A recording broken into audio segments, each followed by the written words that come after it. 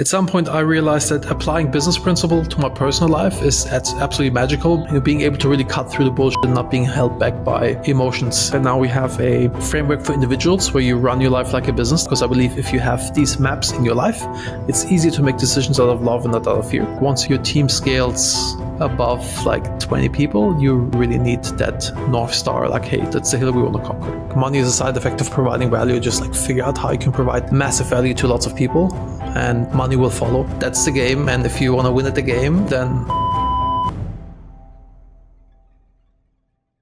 David Henzel, thank you for joining me from Turkey, my friend. Thank you for having me, Brett. Always fun chatting with you. Little background, you founded and sold MaxCDN in 2016. And then you went on to do a whole bunch of other fucking companies. And you have like this host of multi-seven-figure companies that range from SaaS to e-com to all these different verticals, Upcoach, LTVplus, TaskDrive, Shortlist.io. I want to talk about history and a bunch of these different companies and your unique skill sets. But the first question is, most people that, if you look at like the most successful billionaires, the vast majority of them went really deep into a company. Why do you have such a wide range of businesses? Why are you such a spaz? Yeah, that's... I think I would probably be financially much better off if I would have the ability to really focus on one thing. But it's not really in my nature. I'm really good at starting things, getting momentum, and then managing myself out of it. This is why I ended up with so many companies that I like to scratch my own itch. For example, Upcoach I built because I couldn't find a software that was helping me with cohort-based coaching. And so I asked the CTO of another company of mine, like, hey, can you build me something?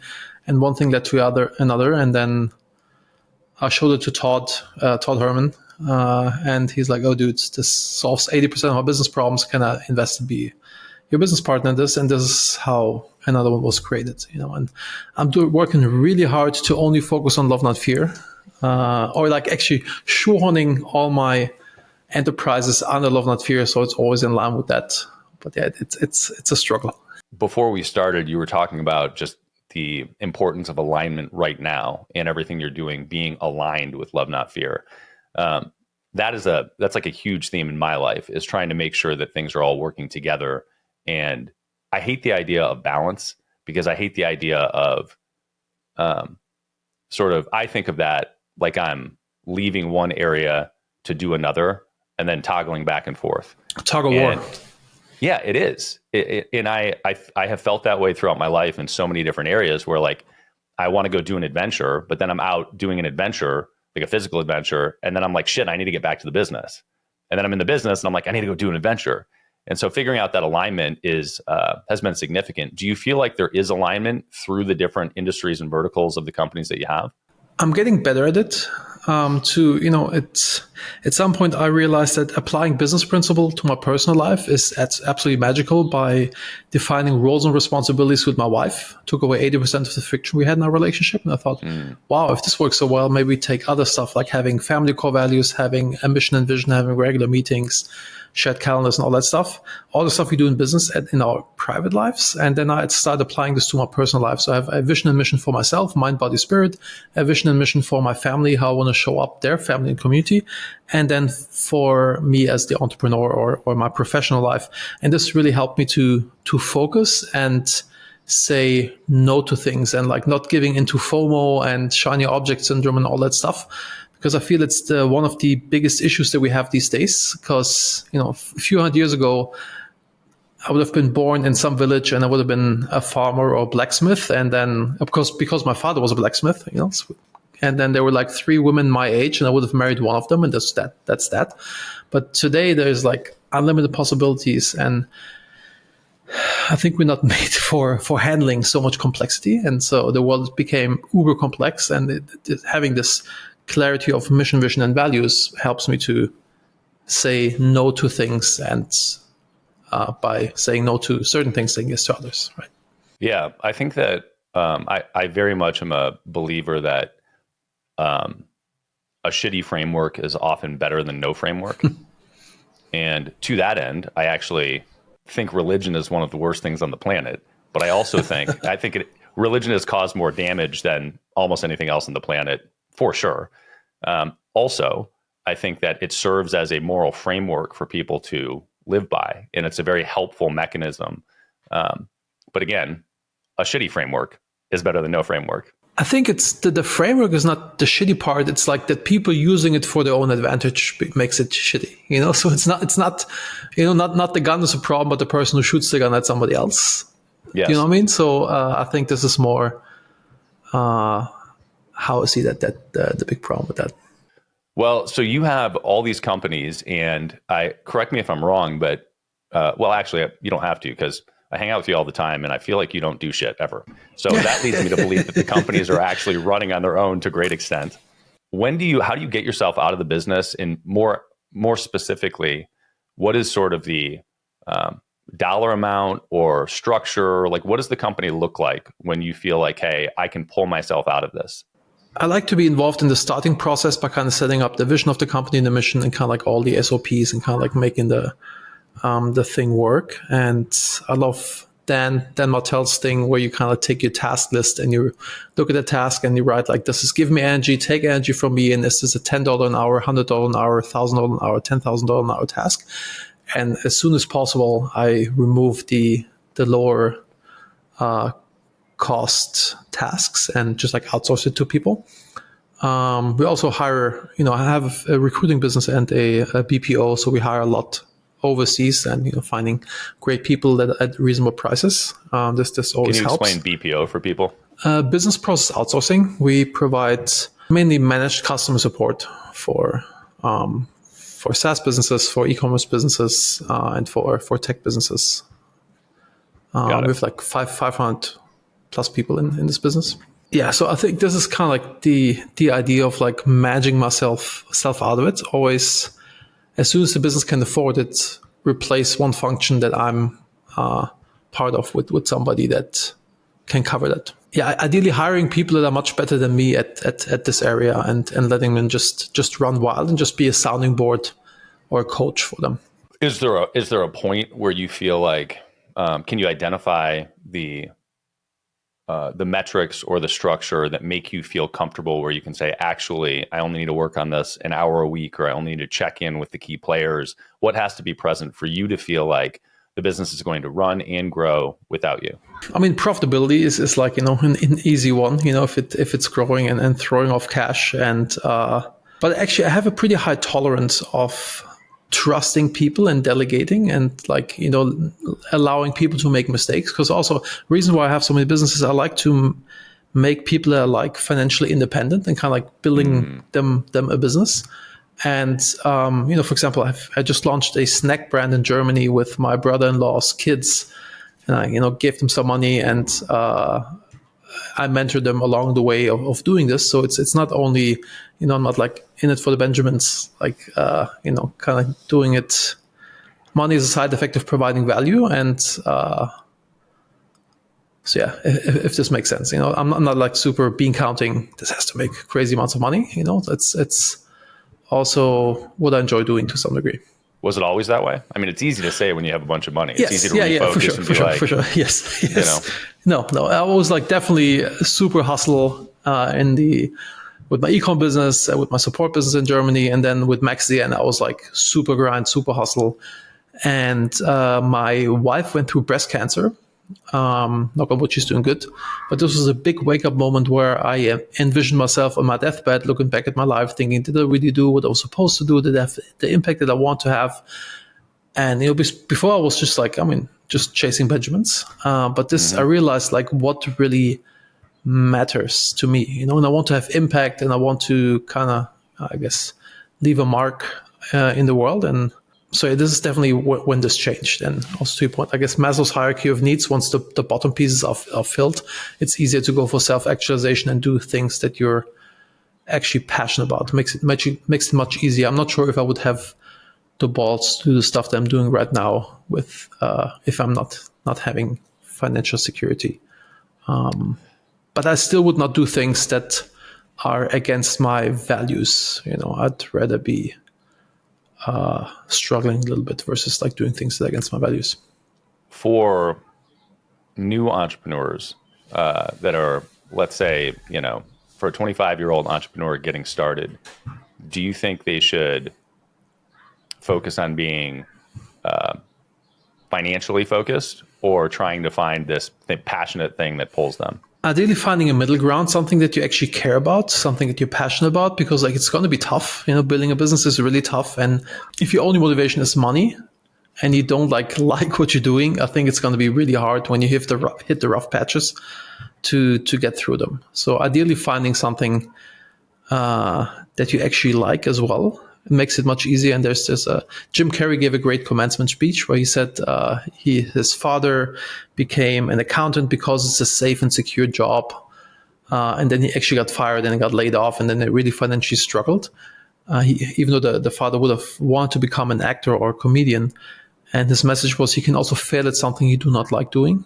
And there's so many ways of making money. Ideally, pick something that you're passionate about. You're way more likely to succeed if you have a passion for the thing that you're doing. And it doesn't have to be like, oh, I love everything that I'm doing. It's in business, if you hit 80-20, that's 80% of the stuff that you're doing you like and 20% sucks, and you just kind of grind through it. That's totally cool. That's quite amazing if you can hit that. It's not saying that everything has to be sunshine and roses. For me, one of the things that I struggle with is carving out the time to actively review, reflect, and adjust. I'm sort of racing towards the V1 all the time. I like to refer to myself as a recovering perfectionist. And that pattern is to really not get the first version out because you're waiting for it to be perfect. And so I've really aggressively shifted the pattern to get the first thing out and then move on. And very often I don't go back to the second version. But if you don't spend time reflecting and seeing what's actually working, what's not, you don't see that the first version needs to be adjusted. And I kind of have these things in my head because I've got so much going on that I want to do the new thing. And I think that's problematic. But that becomes very clear when you start to rip it apart and say, oh, no, we need to pull it apart again and do the next version here. Yeah, I like having business partners who are, balancing me with my, I guess there's this book called Rocket Fuel by the EOS guys, which talks about the dynamics between a visionary and an implementer. Visionary has like 10 ideas in a day or an hour, and the COO or the implementer ideally tells the visionary like, hey man, that's cool, but let's finish this thing first before we jump to the new one, because otherwise you will not get anywhere. And on your notion with the perfectionism, I think it's really important as an entrepreneur when you start out that you just like launch stuff fast. And if you're not embarrassed about the first thing you're shipping, then you've waited too long, because you want to have customer contact, you want to get real feedback, and kind of develop in an agile way where you can incorporate the real customer feedback versus kind of tinkering for a few years and then launching and then like nobody likes it. Well, the flip side of that though is you look at an Apple, right? And when Apple launches, it works almost always. Now, new age Apple's a little different. They fucked a few things up recently. But certainly in the Steve Jobs era, something launches and it works. And what I like to tell my team is V1 doesn't mean a shitty version of the final product. It means a very good version, but that's very scaled down. Mm-hmm. And the example I like to use is the first iPhone that came out didn't have copy and paste. Mm-hmm. Like, what? But it was a very solid product that everybody could see the future through. How do you reconcile those two things? Just as you said, it like scale it down and build like a good first version that is usable and where you can get input from customers, and then like iterate in a fast way. At UpCoach, we implemented something before. We had like the classic head of product figures out what we're going to build, designs it with the designer, and then we tell developer A, you build this feature, developer B, you do this, etc. Then they go into the dark rooms, code something, and then marketing announces it, and then customer support deals with the issues, and then at some point, maybe the developer hears from it, what to change, if it was good or was bad. So it was like super silo and disconnected. And so what we changed is we ask everybody to do customer support, even though they rebelled in the beginning. It's like, hey, I'm a developer, why should I do customer support? But we're like, hey, we really want you to understand the pain points of the customer and how our product really works. And then our head of product only did rough sketches or rough drafts or descriptions of like what feature could be built. And we create a pool of like 20, 30 features. And then the developer can pick the features that they want to build. And before they did budgeting, so we said like, okay, I'm going to need like 3 weeks for this. But now we, estimations. But now we did budgets. We said like categories of small, medium, and large features. Small feature has to be built in a week, medium 2 weeks, etc. And then they just have to make fast decisions and scale it down and deliver something in this time frame. And then here, I think this is where the kicker is.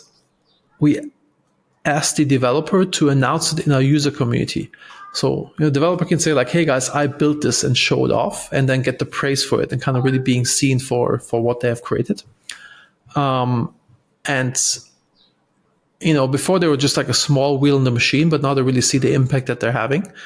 And this led us to 300% more output on the dev team.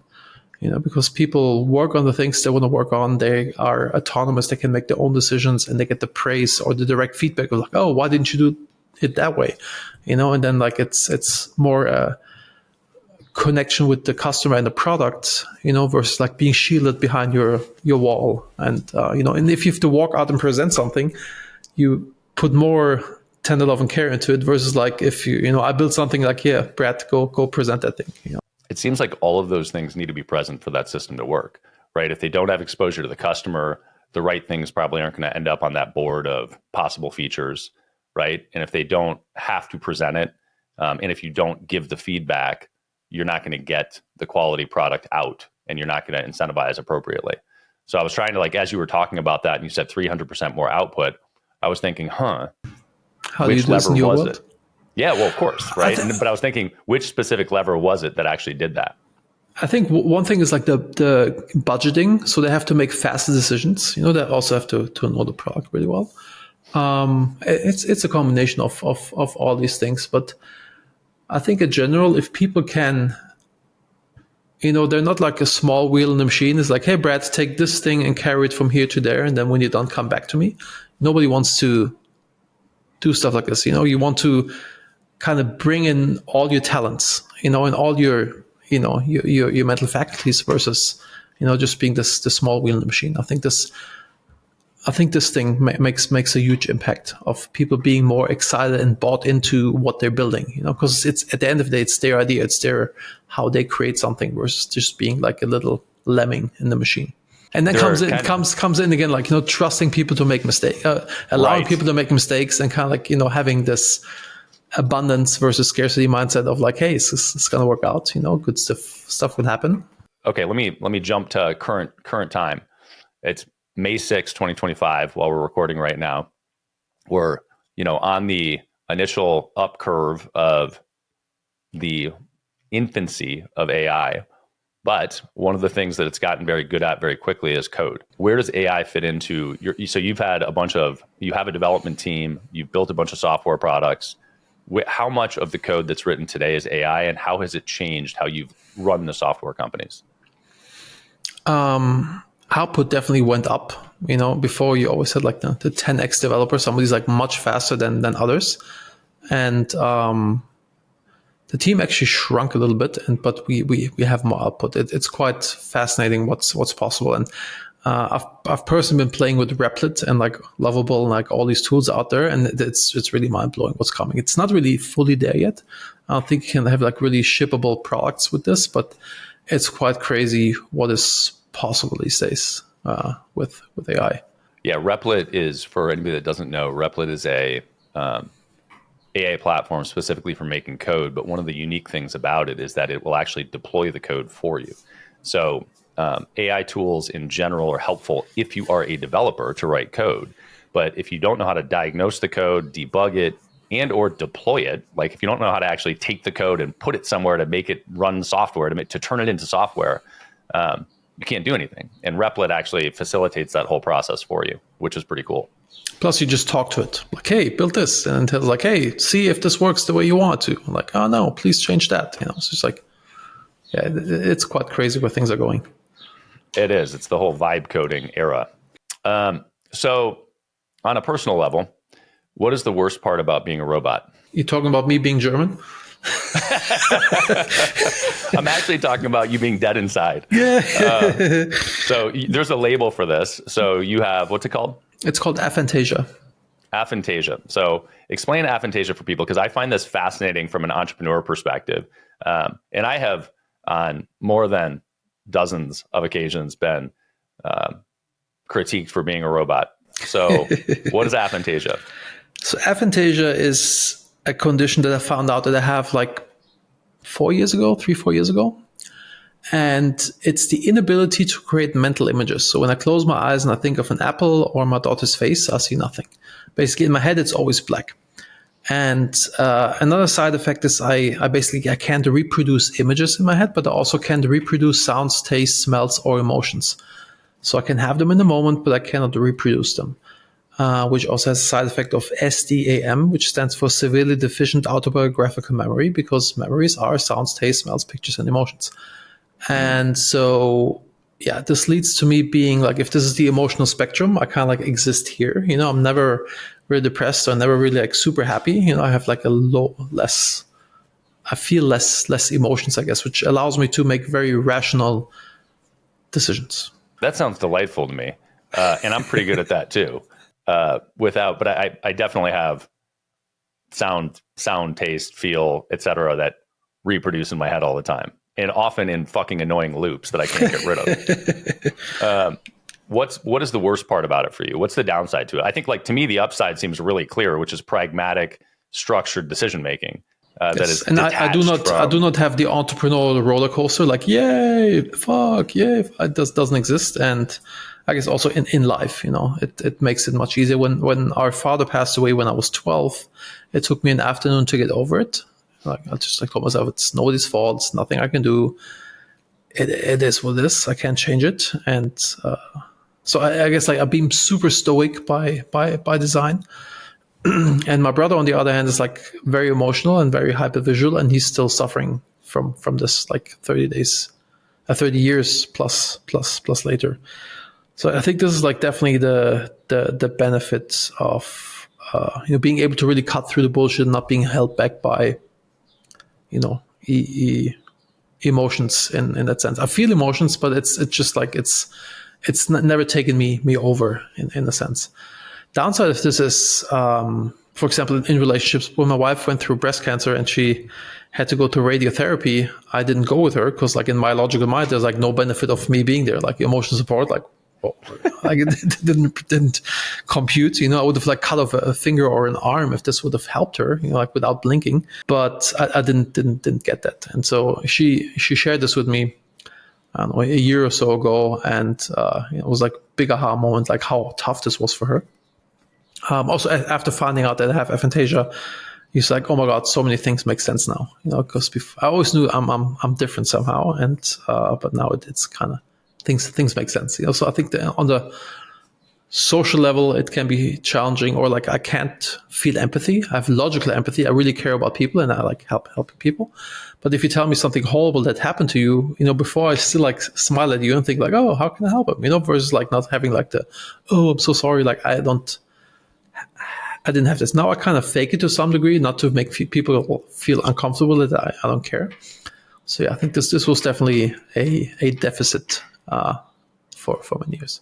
And I want to ask about kind of how you cultivate that, and I want you to tell me about that. But I have to hit on the fact that you just said I kind of fake it, and I think about that particular thing all the time. Like, if I don't have a genuine feeling around something, but I know that it will serve me and serve other people, sometimes it feels disingenuous to like play the game. But I don't know that it's really faking it. I think it's actually just being aware that other people need things out of the situation too.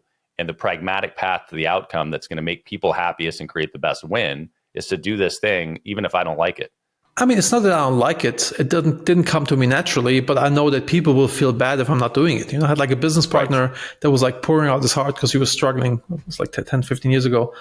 And I listened to it. It's like, hey, just like do this and this and this and this, and everything should be fine. And he's like, oh, you on your ivory tower. Is like, dude, I just want to help, you know. But like, he just wanted to vent and kind of like get this, this empathy, I guess. So I guess I was thinking about it through the lens of like efficiency. Like there are lots of moments where, I would imagine you can relate to this, where somebody is having an emotional challenge and you're like, yeah, but you can't do anything about that right now. So yeah, like, just like move on. Yeah, it's like you can't I control can't it. It's help nothing you. I can do about like let's like it's not an issue. Just keep on moving. And also, I have to do something right now, so I'm going to go do this thing because I can't serve you in any capacity either. So, like, okay, bye. Yeah, I do my best to, I guess, manage people to some degree. So I help them to get to the outcome that they desire. Even though it takes a little longer. So, how have you cultivated that and cultivated the ability to be empathetic in some capacity? I guess like deeply caring about people and helping people to succeed. Kind of always providing value to others and I guess acting out of love, not fear, not thinking like, oh my God, my time, sometimes it still slips. For example, I listen to audiobooks on 2x the speed, like, because I guess I can retain it fast. And if people speak slow, it's horrible for me. It's like, come on, get to the fucking point, but it's, it's definitely a little bit of a struggle, but I don't, it's like I said, it's playing the game, kind of really getting the outcome to what you want to get. For example, I did an A/B test of like dressing up, wearing, not tie, but like suit and dress shirt and stuff like this, and a more expensive watch. And just people react differently to you. It's just, it's kind of ridiculous and dumb, but that's the game, and those people react different. And so why would I not use that? Every time when I travel or hotel, any like interactions with the waiters, you get much better service. And okay, I saw this pattern. Why would I not take advantage of that? Not in a mean way, but like, that's. I like that. I think that's interesting. There are times when, but it's sort of this notion of, there are times when those things frustrate me, right? Where I'm like, yeah, I don't want to fucking deal with this right now. I don't want to play this stupid game. Like, just give me the thing. But I'm frequently reminded of this Stephen Covey quote from Seven Habits of Highly Effective People. Yeah. And the quote is, with people, fast is slow and slow is fast. It's not actually efficient to speed a human through something that's having an emotional experience. Efficiency actually is slowing down and walking through it with them. Yeah, we do lots of, with Love Not Fear, we do personal and organizational development. And this is exactly the thing. Like it's okay to be slow. It's okay to be messy. Like learning takes these processes to go through the motions and to give people the time to do that. You can't just like say, okay, now do this and this, this and this, and then hope that they will do this. This is just not how humans operate, or, and so that's the game. And if you want to win at the game, even though it's a little frustrating, if you, maybe it's frustrating in the moment, but if you play the long game and you're aware that if you really want to get the outcome that you want, long game, then this is what it takes. Yeah. And I think that the realization that I have come to through life is there's no reason to be annoyed with the game. Like, acknowledge the game for what it is. And if you don't want to play it, find a different game or try to modify the rules. But you can't just arbitrarily go into a basketball game and start throwing a football around. Like, yeah, doesn't work. Inefficient. Inefficient, right? So you have to work on trying to modify the rules or play within whatever structure it is and slowly change it as you see fit. So one of the things that I find interesting about you is with all these companies, you're bouncing all over the place. I have a horrible time maintaining focus, structure, habits, productivity when I'm on the road. And some of that is that there's just social stuff happening, but a big part of it is just that the general structure and framework is broken, right? So all the routines and habits that I have at home, which is like, I know where the food is, I know where the gym is, I know where the coffee is, sleeping conditions are right, all this stuff plays to efficiency for me. You told me earlier today that you've been home for 1 month this year so far, and we're 5 months into the year. What do you do to maintain your business life when you're on the road? I mean, good thing is that I manage myself out of businesses. So, the businesses run without me. I could technically go on a 6-month vacation and technically everything should work without me. I'm just like there to enhance stuff. Aside from like some cohorts that I'm coaching right now. But yeah, I think it breaks down to habits. I have like a few key habits that I want to maintain. It's kind of exercising is an important one for me to release stress and to be on my A game.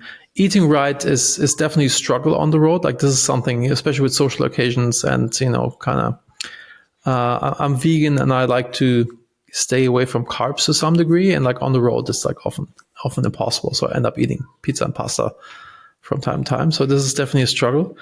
But business wise, I guess I'm not that involved in the businesses right now on a day-to-day basis, and I can just like do a call with like being a sounding board for some of the operators. Doesn't take that much of my time, kind of working on the business, not in the business. And yeah, I guess that's not helpful for all the entrepreneurs out there that are struggling with this issue. Sorry. I will say though, relative to the food thing, First off, vegan's a little bit of a different thing because it's just sort of a bitch to navigate it in different places. Like, can you find a protein source at all restaurants that is plant-based? And the answer is not always. No. Other dietary considerations are easier on the road than vegan. But I was with, Dan Martell's a friend of both of ours, and I snowboard with him every year. And this year, in the last 18 months, he's gotten on this crazy health kick where he's just like, he looks like. Yeah.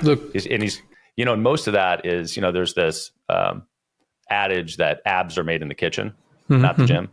And that's true, right? It's really a dietary consideration.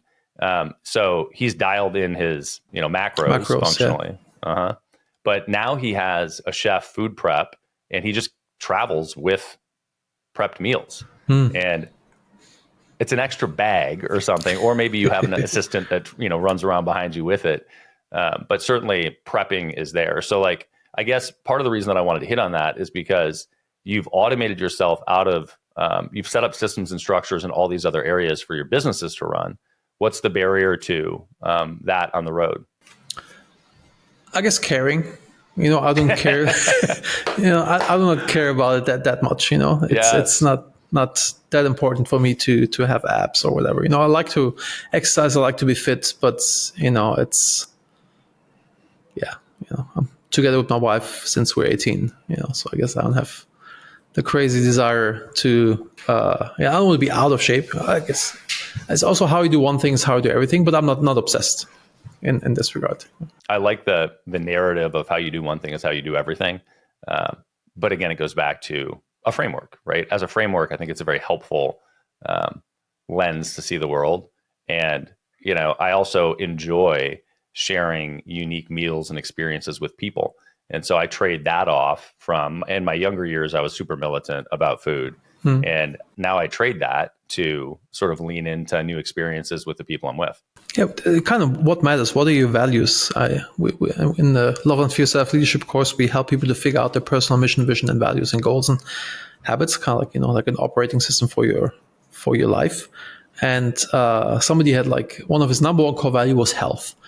But he always went to networking events late, kind of drinking and eating out and blah. And, we talked about this and like, hey, this is like actually, you say this is your number one value, but actually it's not what you're doing. Like, show me your calendar, or show me like your actions. That's kind of what speaks for it, or like, if like, oh, family first, blah, blah, blah, but I'm like never home and I never see I just work all the time. And kind of be real and kind of like see what you're actually doing. Maybe it is not the real value that you're living. Maybe it's an aspirational value, but not how you're actually conducting your life. Well, tell me about Love, Not Fear. So you kind of, in the time that I've known you, which is a few years now, you sort of adjusted things and created this Love, Not Fear brand and leaned heavily into it. And now everything is getting pushed through this lens. You're thinking about it all the time. You're talking about it all the time. What is it? Like, first and foremost, what is that concept? What does Love, Not Fear mean? And then second, what's the business side of it behind it? So as an entrepreneur in general, I used to be very introverted and shy. And somehow I became an entrepreneur because I was kind of lost. And a friend of mine said, like, hey, man, you go with computers. How about we start a business? Like, yeah, sure. I have nothing else going on. And this is how I found entrepreneurship. But I used to be super duper shy. So running a meeting with my own team was very uncomfortable. Being on a conference call with a customer was very hard. I would have never gone on a podcast. And this was like really holding me back in life and business. And then I met, you know Syed Baki? Oh, yeah. Love him. dude, I just randomly ran into him at the TED conference in Vancouver. Yeah, He's a gangster. He's like a super impressive entrepreneur. Yeah, he's one of my best friends. And I met him when he was 19 in Vegas. He was keynote speaking at the conference. And back then we sponsored him with MaxCDN. So he was wearing like a MaxCDN shirt. It's like, hey, you're the dude. And then he took me by the arm and he introduced me to all the speakers and all the movers and shakers. And I was like, wow, like this is so good for business. And he has like, fun doing this, like public speaking and just like networking like a crazy person. I thought, damn, I want this too. But how do you do this being an introverted nerd? And so I decided to do Toastmasters twice a week, which is public speaking classes, let's say. And even though it's like crazy painful, but I did it twice a week. And I went to 2 networking events per week in LA. And I talked to everybody and their mother, even though it was like also super duper painful, but helped me to overcome my shyness through exposure therapy.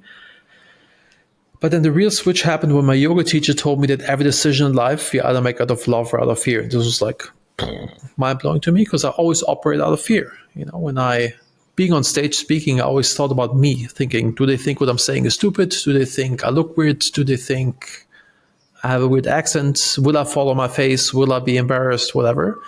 But if I turn it around, I think like, hey, what I'm sharing here on stage or like on this podcast can potentially help somebody out there in their life and their business, then like, yeah, sure, sign me up. It's no problem. I'm happy doing it because I do it with love. Or selling, I hated sales with a passion. I always sold out of fear because we're a startup. We have to sell or we're going to die. And I always felt like a used car salesman, shoving something down somebody else's throat that they don't really need. But if I turn this around and I do it out of love, if I know the product can be good for you, I can be super pushy, saying like, Brad, come on, man, freaking buy it. It's going to help you so much. And you'll feel that this is coming from a place of love that I want to improve your life and not just like hit my numbers, pay my mortgage, or buy myself a new Porsche. And so this was so transformational in my life to realize this. I guess it's also a map, right? Or like a framework, like acting out of love versus fear, or like having, you can also say having an abundance or a scarcity mindset or trust or control in terms of your team. And yeah, this was so impactful for me. So I became really obsessed with spreading this, and because it was so impactful for my own life. And now we have a framework for individuals where you run your life like a business, defining vision, mission, values, goals, and habits and all that jazz in your personal life. Because I believe if you have these maps in your life, it's easier to make decisions out of love and not out of fear. And then in teams, we're creating company cultures where people do their job out of love and not out of fear. Kind of starting from how to hire people who are actually excited about doing the job and the fit for your culture and not just a technical fit, or fixing the inner people dynamics to create high performance teams that people play together well. And this is what we're currently doing with Love and Fear. Love it. How do you find those people? So let's talk hiring for a second, because you also have a whole host of people working in all the companies. What does that look like? What are and you can do it through the lens of love, not fear, or I'd like to go kind of a level into that and just say, what kind of questions do you ask when you're trying to assess that and figure out who is going to be, what are the most important questions to ask in an interview to new employees? So I think it even starts with a job posting. So when doing a job posting, I like to put in a video of the hiring manager, and the hiring manager should talk about like, what's requested in the work that you're doing, how does your day-to-day look, and what's the mission and vision of the company. Because, I want you to, if you see a video of me, kind of like, hey, you're going to work with me on this and this, we're going to do X, Y, Z. You can either say like, oh yeah, I can see myself working with this guy. Or like, oh, I want nothing to do with this hippie. That's not my vibe, right? So it's kind of either drag the people in who are a good fit or repel the ones who are a bad fit. And same thing with core values. At MaxCDN, we had our number one value was build cool shit, because we want to attract engineering nerds who want to build cool shit. But we also want to repel people who would be offended that the company used the word shit in their core values, who want to come to work with suit and tie, and because they would not last in a culture a minute because they're just, not a fit. And we don't want to waste our time or their time. So we want to kind of drag the people in who are a good fit and repel people who are not a good fit. Same with, when I meet somebody, I just like talk about deep stuff, not about the weather, because I either want to like drag this person in and say like, hey, this is part of my tribe, or like, oh, this dude's freaking crazy, I want nothing to do with him. So it's just like kind of makes life easier. And so yeah, I think this is like a key element, and really driving in mission, vision, values into people's heads. And also one thing you can do is like kind of, if you find a way to make what you're doing sexy in the vision statement that you have, because people these days, especially the younger generation, wants to do something that they're excited about, being part of something bigger and having like this fulfillment piece as well. And I always like to give the example from, do you know Liam Martin from Time Doctor? No. So Liam has a company called Time Doctor. It's a time tracking software. And if their vision statement would be to become the number one time tracking software in the world, he'd probably have like 3 employees who are excited about this, because like who really cares about time tracking, right? To be real, right? But their vision statement is to lead the remote work revolution. And, they now have the biggest conference about remote work called Running Remote. It just happened in Austin, actually, last week, I think. And they wrote a book about this, and like a pretty big team, like a few hundred people, and like everybody's super gung-ho about this, right? So kind of like finding ways to make it sexy for people. And so, by the way, curious, putting you on the spot, what's EasyPay Direct's vision and mission? Do you have something defined? Yeah, I mean, our tagline is the fastest, safe way to accept payments, which is not sexy, and plays to a significant issue that a huge part of our audience has. So normally I interrupt the show to promote EPD, to tell you about credit card processing. But today I'm going to tell you about our partner program. If you know other business owners that accept credit cards and you refer them to EasyPay Direct, you will get paid a percentage of what we make for the life of the account. As long as they're processing, you can build a residual for doing nothing, just the introduction. You can do that by going to epd.com/BAM partners. That's epd.com/BAM partners. So it's an interesting thing, because when you talk about that, one of the things that I think a lot of entrepreneurs struggle with, and I've talked about this quite a bit, but this narrative that you're supposed to have a clearly defined vision and mission. And most of the time, entrepreneurs don't know what they're doing and kind of put some shit on the wall and point to it. And it really isn't in the company at all. And there's kind of trying to construct this thing for the sake of making money, really. And I generally operate from the place of get the fucking thing off the ground and just drive. And then as you do that, you can kind of figure out maybe what those things are. And I think that Time Doctor is probably that way also. I doubt that was the initial mission when he started. No, absolutely not. Yeah, but I really believe that if you want to actually kind of imagine yourself out of the company, if you really drill in mission, vision, values into people's heads, then everybody can make decisions the same way you would make them.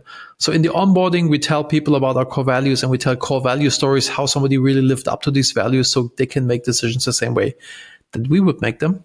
Or another cool example is Ring, the doorbell company.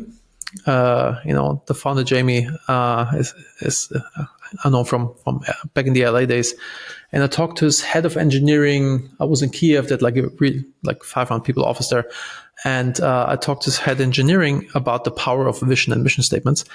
And he said that they have this thing you put on the side of the house. It's like a floodlight with a camera and a microphone. So if somebody walks in your yard, you can tell them, like, hey man, like, what are you doing here? Leave, or call the police, or shoot you, or whatever, And one of his engineers came to him and said, like, hey man, I have an amazing idea. We're going to build the party mode for this product. And he was like, what? And it's like, when the party mode is on, because this thing has a microphone and lights, it's going to flash with the music. And he said, like, I had 2 options. Like, A, I tell him, like, dude, that's a dumb idea. Go back to your desk. And then the guy would be just, crushed and, not productive for a minute. And he probably never will bring new ideas, even though maybe he has a good idea at some point. So instead he said, like, that's a fun idea, but what does this have to do with our vision statement, which is to reduce crime in neighborhoods? And then the engineer was like, oh yeah, right. And then, like, if you give the reason for every management decision that you make with, like, tying it back to vision, mission, and values, I think at some point you have a workforce that just, like, knows how we do things, why we do things. And it, just kind of, you don't have to micromanage, because people really just, like, know why we're here, what are we doing, kind of like basketball, like, it's like we're here to win the Champions League or whatever. I'm not a sports guy, but you get the point, right? Kind of, Champions League is like, what's Champions League? Soccer, right? Yeah, not basketball. But you get the point, right? Kind of like really aligning the team and creating this emergence coming from an ant hill. there's like, there's like workers, there's soldiers, and like there's a few different, types of ants. And when they meet on their ant roads, they kind of like smell each other and they know like what they are. And if like there's not enough soldiers, then workers just like turn to soldiers without talking to, to corporate, it's just to kind of make their own decisions. And ideally you get to a point where everybody on the team is so aligned, they know which game we're playing, that they can make these decisions by themselves. So I think it's really powerful. And starting out, now when I start out, I kind of like think about this, but back in the days I was just like, I thought like vision values is some dumb shit you put on a PowerPoint for an investor and then you bury it on the website and you never look at it again. But over the years, I found that it's actually an amazing tool to create alignment in the team and make people play together well. Yeah, I think there are a couple of big takeaways, and the one, the starting point that you just reiterated is, if you're just getting going, don't worry about all the bullshit. Just go create something and make sure you're providing value to the target market. Test, see what they like, fix it, come back, and keep iterating quickly when you're small. But inevitably, the reason that cliches exist is because a lot of people have that sentiment, right? And so this, mission and value thing that every entrepreneur is aware of that they're supposed to have, the reason it exists is all the things that you just said. And I had a very similar, I got introduced to this guy, Darius Mirshahzadeh, who's now a good friend of mine, but he wrote a book called The Core Value Equation. And he got introduced from like a couple people that I really liked, trusted, respected, close friends of mine. But I get it, and I get the book, and I'm like, fuck. Like, this is going to be some fluffy ass woo motherfucker that I don't really want to know. And so we get on a call, and in the first probably like 60 seconds or 90 seconds, he's talking about core values and shit. And I'm like, oh God. But I was there. Yeah, exactly. And then in an instant, he snaps and he's like, just to be clear, I thought this was all some fluffy bullshit. And then he went down the road that you just went down, which is the pragmatic approach to creating aligned vision and values for the company, and how it allows people to operate in the best interest of the company independently. And so I think that there's a huge takeaway there for the people that are at the right stage, which is how can you create a framework that allows people to understand how to make their own decisions that will be in the best interest of the company. And we had that MaxCDN, we had a clear vision and mission in the beginning. CDN stands for Content Delivery Network, making websites load faster. And when we started this in 2009, it was quite expensive, and you had to do like annual contracts, go to the big boys. And it was only a tool for the big companies, because like small startups couldn't afford this. And it was also quite complex to use. And our mission was to make it easy and accessible for everybody. It's kind of like the idea that we had, or our vision, but we never wrote it down. It was just like clear in the early team. It was, this is what we're doing, and also having the clear idea, like, who are we doing this for? Which was like, startups who can't afford going to Akamai and getting like a big contract. And then this worked really well, and we grew super fast, but we hired all these people, and we didn't tell all these people what we're about, what we're doing, who we're doing it for. And we hired this guy, amazing engineer. He was at Splunk before. He became our CTO. It's like some big data analytics platform. And, because of his previous experience, we thought like, let's build this big data thing on top of MaxCDN, it took like a year and a half, took way too long. And it was really cool, but only cool for 3% of our customers. And it was like, what is this, So we kind of like really running into 10 different directions and not having this alignment. And we realized that this was because we didn't communicate our vision, mission, and values, and who we're doing this for, what is our ideal customer profile. And after having this realization, we took off again. But it was like, this is why I really felt the pain of not having this clarity and alignment, like where we're going. I think like once your team scales above like 20 people, I think you really need that North Star, like, hey, this is what we're doing, where we're running towards. That's the hill we want to conquer. Yeah, I love that. Okay, a couple quick questions before we wrap here. What's a bad mistake that you made that ended up being a great lesson, or something that you benefited from? Actually, I have made this a few times, like, and kind of going back to like how you do one thing is how you do everything. It's like partnering up with people who have misaligned values. And if he's cheating on his wife, he's also going to cheat on you without blinking an eye. or if he had partner troubles before, he's gonna be trouble again. At MaxCDN, we had a business partner who started ending up having an affair with his wife's best friend, and then they started like this crazy divorce battle.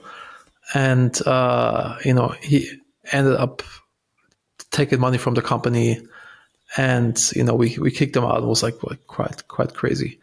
And then we want to hire. I guess we learned the lesson from this. And later we want to hire a CTO after we had him out. And the CTO, he was like perfect on paper, and we were like, it's like, okay, deal done. We're going to hire you. Just come to LA, and we want to hang out with him at Chris' place for a while and then kind of get all the paperwork done. And he comes to the house, and he has this woman with him. He comes inside and is like, oh, that's my mistress, by the way. And we're like, Jesus Christ. So we can't do it. We can't work with you. And it was also a good thing because he also went up in flames because of this similar issue, so. Yeah. I think I'm very aligned with that sentiment in that I think people don't recognize that their decision making in one area of their life bleeds into the rest of it. And I think that example is really good, which is if you have a lack of integrity with yourself around your partner, the relationship you have with your spouse, that lack of integrity is going to rear its head in other areas of your life.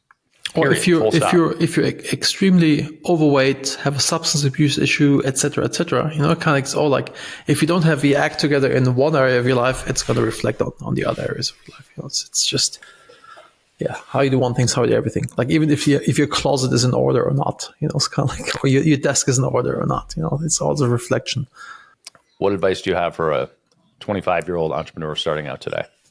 I mean, the biggest lesson that I learned was like acting out of love and not out of fear, kind of like not holding back. And what you also said, like money is a side effect of providing value. Just like figure out how you can provide massive value to lots of people, and money will follow. If you find out how to provide crazy value to a lot of people, you'll probably be the richest person around.